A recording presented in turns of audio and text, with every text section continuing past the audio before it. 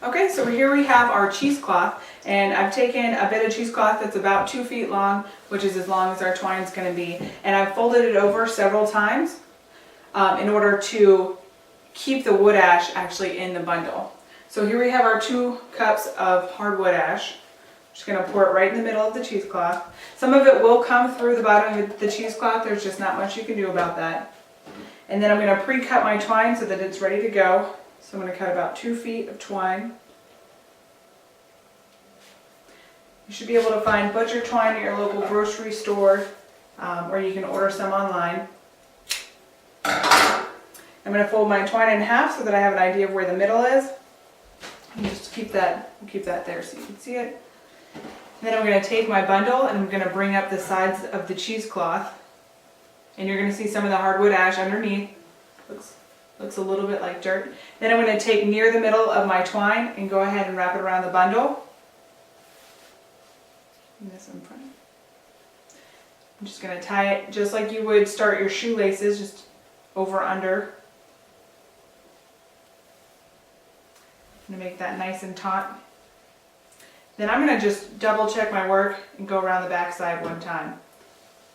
Turn that around for you. And this time I'm going to tie it into a square knot. So we've got 1, 2. That way it's not going anywhere. You want to make sure that these folds don't open up into any hardwood ash, so that most of it's staying in the bundle that you've just made. And you've also got 2 pieces of string on either side that are pretty long that you're going to use to tie around the handles of your pot. So you're going to go ahead and lower your bundle into your pot with the water and the hominy. Make sure it's not touching the bottom. And then you're going to tie one side.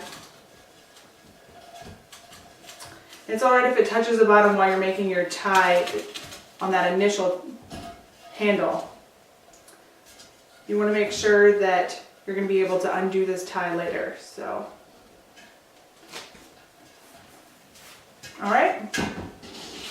This is the part where you're going to want to make sure that your bundle is no longer touching the bottom of your pot. Should still be in the water, submerged with the corn.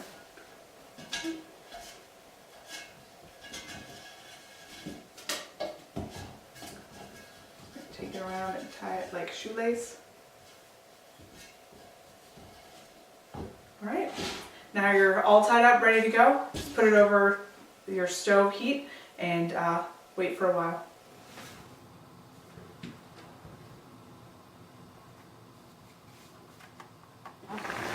So this is the wood ash hominy, and as you can see this is still nice and yellow, different than the orange that we saw with the baking soda hominy. And you can see behind the corn, the wood ash that's kind of come through the bag a little bit and is kind of bubbling up.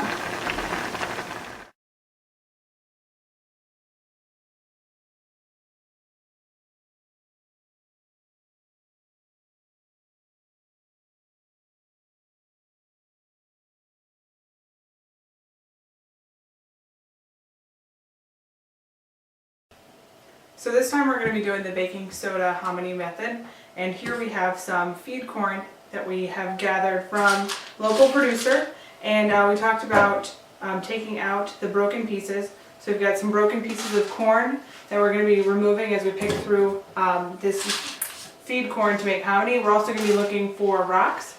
So sometimes the kernels are going to be broken in half, and sometimes it's just the back end of the kernel that's going to be broken off. So we want to separate those.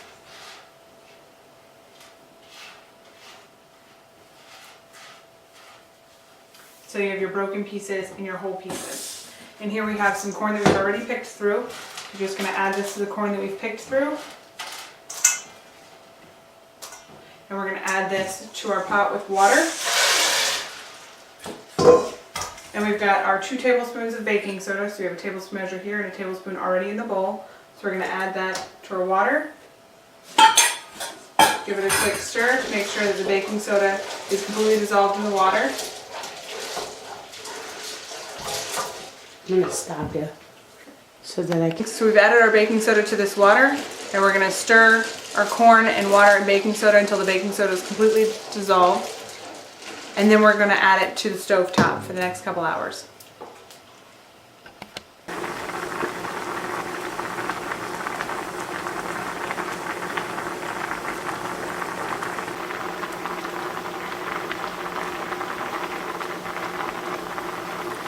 So this is the baking soda corn, and it is started to change colors a little bit.